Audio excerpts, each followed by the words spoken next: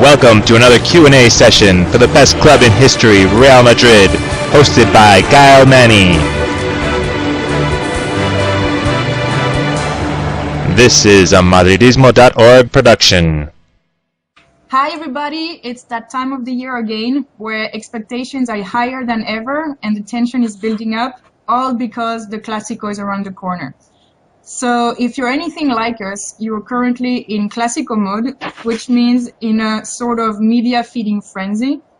And here at Madridismo.org, we thought we would indulge you with a brand new feature, the pregame Q&A. Joining me today are my fellow partners in crime, Aaron and Apakshit. Hi guys. Hi. Hey there, everyone. Yeah. So let's go with the first question right away. How do you feel? Well, I feel very confident going into this game. You know, it's a really big game for us. And if you look at our past 5 games, you know, we have won all our games convincingly. And just some stats here: we've scored 19 goals in our last 5 games, and we have conceded 5. Whereas Barcelona, they've scored 16 goals in the last 5 games, and they have conceded 3 goals. You know. So defensively, they seem to be a little bit better because they've conceded just 3 goals, and we have conceded 5. But when it comes to scoring, we have been scoring freely, you know. So I think we should win this one, you know.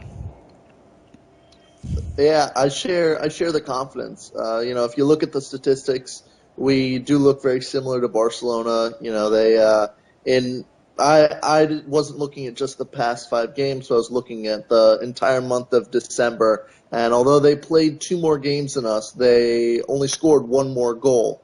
Of course, they conceded 1 less, but that's a whole separate issue. I think going into this game, you have to be confident. It's by no means a guaranteed win, but we're riding form right now, and I think Barcelona is slipping a little bit. So we have the chance to really give it to them at this point in the season. Yeah. I'm sorry. One more thing. Yeah, one more thing. I would just like to add. Barcelona, they've lost 1 game. You know, when we're talking about the last 5 games, they've lost 1. But then Real Madrid, they won all their 5 games. You know. So going into this game, I think we are high on confidence. And I don't see a reason why we shouldn't win this one. Yeah, I'm pretty confident too, but I'm very nervous because I'm thinking if we lose this one, we're not going to hear the end of it. Like, Barca fans and Barca players, they're going to be giving us a very hard time. And I don't want to go through that. So I'm a bit nervous because of that. But anyway, so okay, let's take a closer look at both teams' troops. We can start with the defense. In the beginning, I was thinking of comparing, you know, both defenses, both midfields and both attacks. But I'm realizing maybe it makes more sense also to kind of analyze their defense with our attacks and conversely, and then both midfields together. So I don't know how you want to go about this, but go ahead. Okay, I think we are a bit vulnerable, you know, in defense. Especially, I'm quite sure that Pepe is going to start. I'm not sure about Marcelo, but if both of them start, then I think we've got a little bit of problem, you know. We have a problem because for Barcelona, players like Busquets, I mean, he's surely going to start for Barcelona. And we all know that Busquets goes down for nothing. You know, the slightest of, and absolutely no contact and he'll go down. You know, so he's going to try his level best to get players like Pepe, Ramos, Marcelo booked. You know, so that's something which I think we should watch out. And I think Pepe shouldn't lose his head. You know, we have seen him losing his head.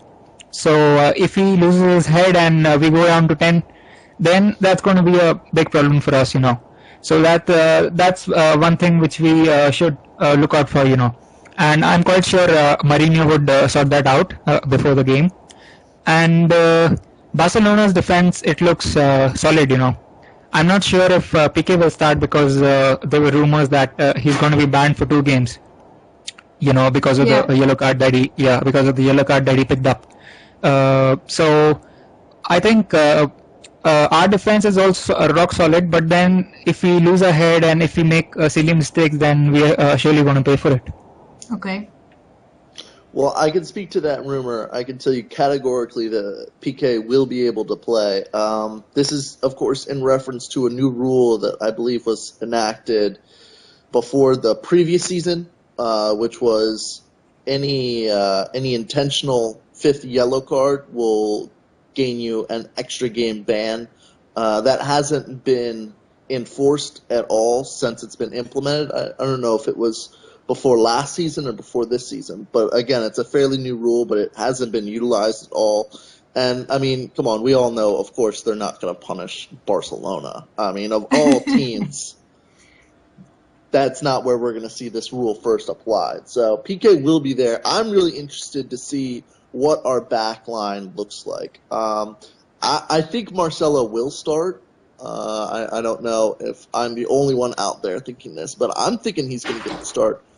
I'm really interested to see where Pepe plays, because when he plays in that sort of stopper position, shielding just in front of our back line, we have the ability to totally dominate Barcelona, and that's something that I would love to see, but I don't know if Mourinho's going to want to slot him in as a regular center back, considering the pairing between him and Sergio Ramos is just so incredibly strong. So I don't know what I can say about our back line, because I don't know what it's going to look like. But whatever we end up playing with, I think we're more than capable of taking care of Barcelona as long as we play smart, as long as we don't fall into their falling down games, and as long as we don't lose our concentration. Okay. Sorry. Okay, so what about the midfield then? I think the Barcelona midfield, they probably got the best players in the world, you know. So Xavi surely going to start. Busquets, I'm not quite sure whether Busquets is going to start, but then I think he will start. Or Iniesta is also going to start. So I think we should try and close down the midfielders. You know, we shouldn't let them distribute the ball to the forwards. You know, Messi is going to start. Fabregas also may start. You know, and Sanchez is also going to start.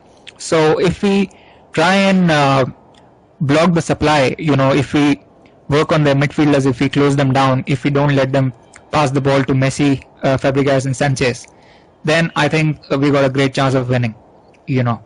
And our midfield also, Jabi is going to start. Diarra also, I'm not quite sure whether he's going to start. Khadira is most probably going to start. So I think we've got a good midfield, you know.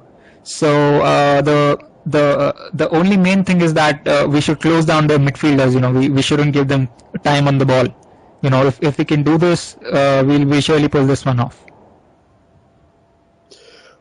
I think you're right in that, but I think it's difficult to say, well, it's easy to say close down the Barcelona midfield, but it's much more difficult to actually do that, because Barcelona, one of the few things that I think they have on us is their fluidity of their team is just amazing. So their attacking players are constantly drifting back into midfield positions, adding extra bodies there, giving room for easy passes, stuff like that. So we're going to have to do more than just shut down their midfielders to shut down their midfield, so to speak. So I think it's going to be interesting to see if Mascherano ends up in their starting lineup, because he's been playing really well for them, as much as that pains me to say. But it looks like he might not have a position, but I don't know. I wouldn't put it past Guardiola to find some way to slip the Argentinian in there, because I think he's one of those players that will, of course, he'll dive, which isn't saying much about a Barcelona player. But additionally, he brings some grit to that team, and he'll throw in some hard fouls and try to knock our Ronaldos and our Ozils off their game. So I think whether or not he finds his way into their midfield is going to be really important for how the game plays out. All right. And one other thing I was thinking was that Xavi, our Xavi, is critical for us, and if they manage to suffocate him, then we're basically, you know what I mean, in a bad position because no balls will go through our strikers. Or am I seeing everything in a very dark color? Well, I think you're right. I'm sorry. I think you're right in that Xabi is our most important player on the pitch anytime he's on the pitch. But I don't think it's as easy as saying if they shut down Xabi, they shut down us, because we have so much skill, so much technique on the team that we can route around him. Sure, he's the one man on the pitch that's able to provide that long-range pinpoint pass that will completely unlock the defense, and that's a fantastic thing to have.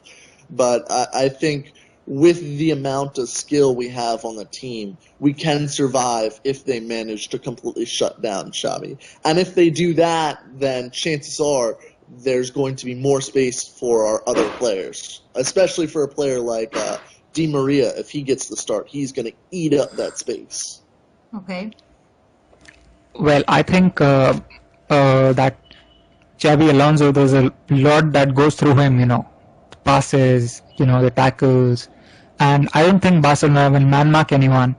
So I don't think shutting down Xabi Alonso will actually make a lot of difference. It's surely going to make a difference, but then I don't think it can make a lot of difference because we have Di Maria, we have Ronaldo.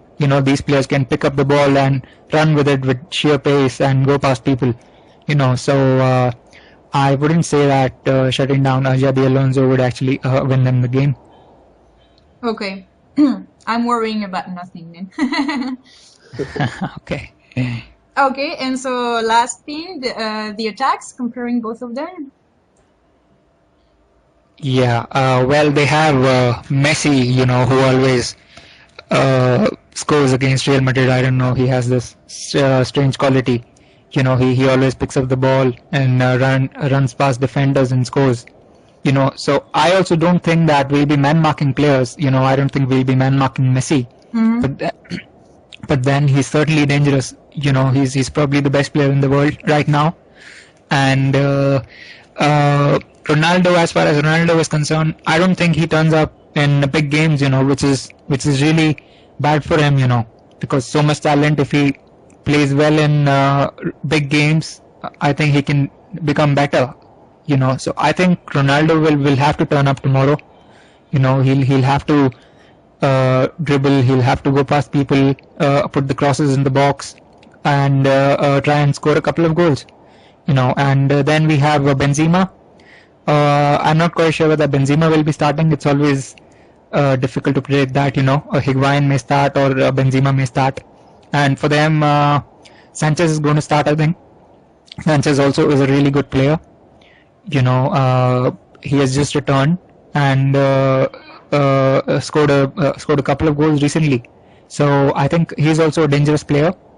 And these players are world-class players. They can decide a match on their own.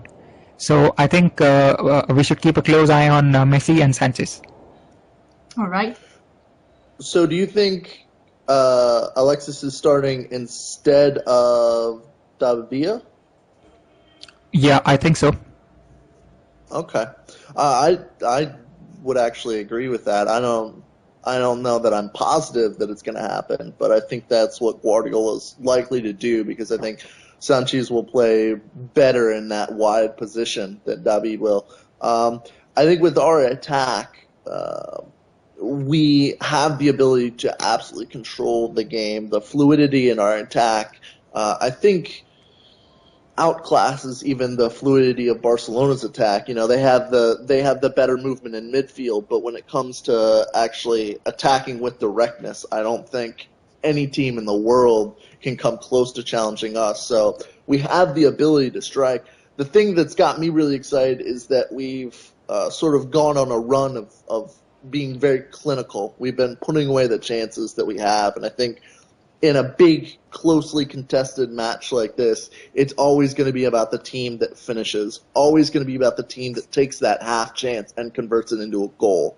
And sure, Messi is known for doing that, but you know what? He's also known for scoring on a Real Madrid team that's down to 10 men. So if we can stay at 11 men, then I think we're going to do a lot of the work to being able to shut down that Barcelona attack. All right. I'm a bit concerned about the 10-man thing because you've mentioned Pepe before, but what about Di Maria? You know, he can make bad decisions as well, and I don't know why, but I'm thinking Barcelona is gonna use that against us. So I'm a bit concerned about that. Well, I think Di Maria is the player that's most likely to get a card for diving on our team, and if I think diving gets carded, then we're in a good position against Barcelona. I'm not worried at all about going a man down. Yeah, I think that's true. That's very true. And the referee, he's going to be in for a really difficult night, you know, because there's going to be a lot of pressure on him. Players like Dani Alves, Busquets, Di Maria, they're just going to throw their bodies around, and it's going to become difficult for the referee. Yeah. My Let's hope there are prediction- no mistakes. I'm calling it right now. I believe Barcelona is going to foul hard and frequently for the first 15, 20 minutes of the game. And after that, they're going to sit back a little bit, and that's when we're going to start to see the theatrics coming out from the Catalan side. Okay. You are mean. I'm not mean. It's what they do. If you watch against us, that's their strategy is to come out, foul us hard in the beginning, get our players amped up, get our players going into balls hard, and then start falling over and feigning injury and hoping that gets one of our players thrown off. And more often than not, it does. Okay. Apakshit, you agree? Yeah, I do. Sometimes, you know, they play dirty. You know, that's the way they play. And I think we should just try and make the most of it. You know, just hit them on the counter whenever we get chances, try and score. All right. So we've discussed tactics a little bit before already, but basically we've said Barcelona is going to be about fouls and theatrics. What about us? Well, I think yeah, please go ahead. No problem. Please go ahead. Okay. Thank you. I think it's important that we pick our battles against this Barcelona side. If we go out and try to play 90 minutes hard pressing football the whole time, we're gonna get beat. That's what Barcelona wants you to do. With their ability to pass the ball, they like teams to press really, really hard, or they like teams to sit back the whole time. If we're able to press hard for 15 minutes, sit back for a couple minutes, press hard, sit back, and oscillate back and forth between the two, I think we'll be able to really put Barcelona on the back foot. And that's something that we saw Mourinho do last year in the sort of spat of Clásicos that we had. Mm-hmm. And I think it's a winning strategy, and I'd like to see it again. All right. Well, this question reminds me of the Champions League final, you know, which was played between Manchester United and Barcelona, you know, last year. United pressed them really hard, you know. United pressed them really hard for the first quarter of an hour, you know, and then after that they just ran out of steam, and they paid the price for it, you know. So I think we shouldn't press them too much, you know. We should press them. It's not that I'm not suggesting that we should just leave them like that. You know, if we give them half a yard, they'll surely make the most of it. What I'm trying to suggest is we shouldn't press them too hard like United did, you know, in the final against them.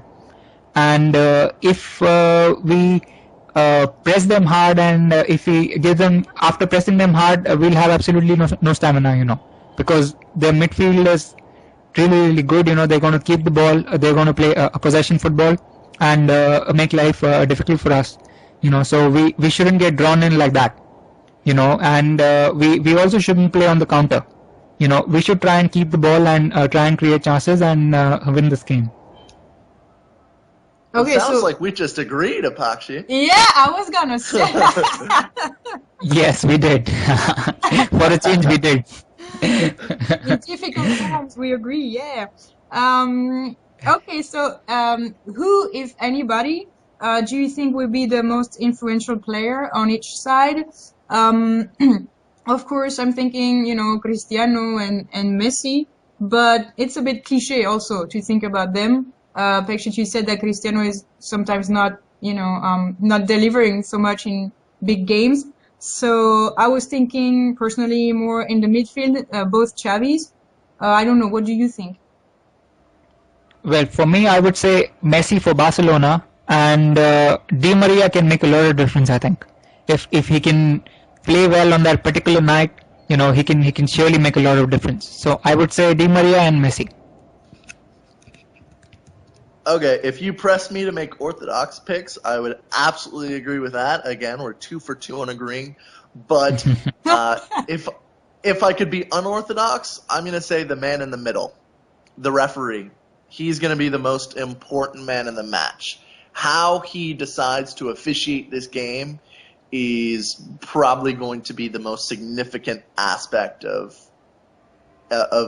any of the actual players on the pitch. All right. A lot of pressure on the referee. Oh yeah, tons of pressure. It's not an easy job. I've done it before. I have total sympathies for the man, but in this particular instance, it's all about him. Well, it's not all about him. There's, I guess, players on the pitch, and they're the ones playing and all that. But it's really going to be important and crucial how he decides to officiate this match. Okay, yeah, I think there's going to be a lot of booing tonight at the stadium. Okay, so do you want to risk making a prediction? Yeah. I'll be brave and I'll say 3-1 to Real Madrid, considering the fact that they're going to play in their own backyard and they're going to win 3-1. Okay. I'm going to say 1-0 Real Madrid. All right. Yep. I don't know why. I feel it. 1-0. Okay. And I'm going to be a coward and not say anything, if that's all right. Okay, so last question, kind of the funny one. In the event that we lost, how are you going to, well, I imagine how you're going to feel, but how are you going to react? Are you going to avoid reading the news, reading the comments on forums and stuff? Or are you actually going to go there and complain about the referee and the theatrics and everything? I'm probably going to hide for a day from the forums and the discussions and all that. I'm probably not going to read Marca. But the next day is probably going to be when I show up and I have my whole long essay on the improper decisions of the referee. Okay. I like to blame someone. Yes, way to get back at him. Exactly. Well, it depends. It actually depends, how how actually I would react. It also depends on the referee. If he makes some really stupid decisions, then obviously I would actually fail to complain, fail to control my anger. And if he makes good decisions, then and we lose, then I probably wouldn't visit sites like the Sun. I probably wouldn't go to the Guardian for a day. Okay. But then the next day I would like to read everything about the match. Every small thing which I missed. I'll probably go and read it on these websites. Being brave. Yeah, you can say that. Okay, so now the better question. If we win, what is it that you will do? Are you going to brag around or what? And how are you going to celebrate? Well, yes, this. Go ahead, please. Okay, thank you. Well, this match obviously comes with the bragging rights, So if we win, I'm surely going to brag. The way I'm going to do it is use Facebook. I've got a lot of friends who support Real Madrid, and I'm probably going to write a status about it on Facebook. So that's the way I'm going to brag about it. All right. I'm going out on the town. I live in a little college town in southeast U.S., so there's not going to be anybody that's going to understand why I'm out in a Xabi Alonso kit drinking myself silly and shouting and hollering. But I'm going to be out there. I'll be bragging to everybody who won't even have an idea of what happened. That's true. You cannot share with anybody, can you? Well, I mean, the Clásicos are becoming kind of a big deal here in the United States. Like ESPN, the channel that covers them, is really putting some heavy advertising campaign behind it. So there's probably going to be quite a few non-soccer fans that are watching the match here in the States. All right. Okay, that's great. Okay, well, I think we can finish here unless you want to add one little extra thing. No, we're good. No, I think I think we're good.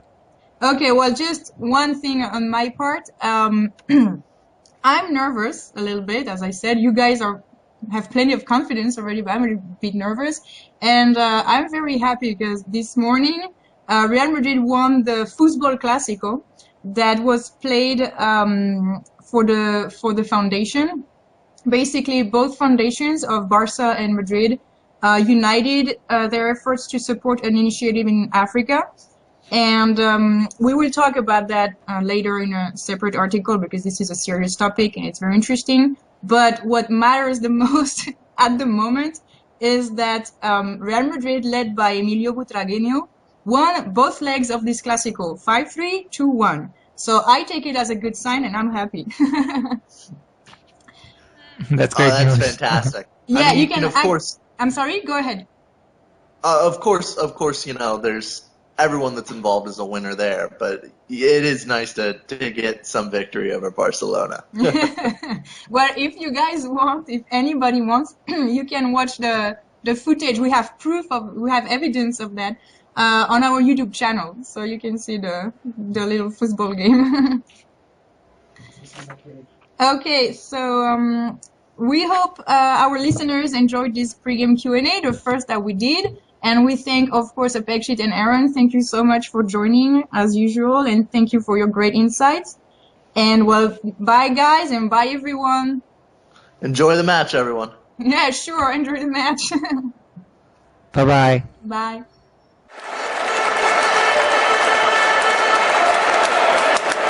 This was a Madridismo.org production.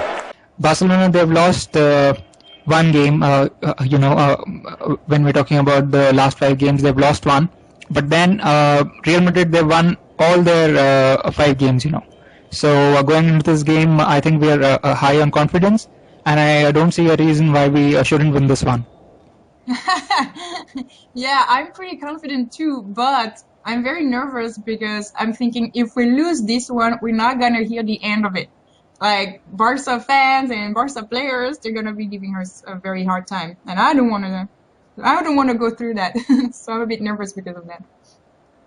But anyway, so let's take a closer look at both teams' troops. We can start with the defense. In the beginning, I was thinking of comparing, both defenses, both midfields and both attacks. But I'm realizing maybe it makes more sense also to kind of analyze their defense with our attacks and conversely, and then both midfields together. So I don't know how you want to go about this, but go ahead. Okay, I think we are a bit vulnerable, in defense.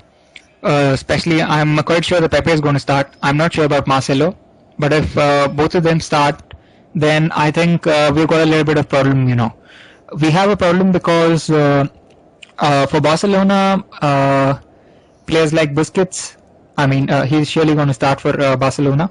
And we all know that Busquets goes down for nothing. The slightest of, and absolutely no contact and he'll go down. So he's going to try his level best to get players like Pepe, Ramos.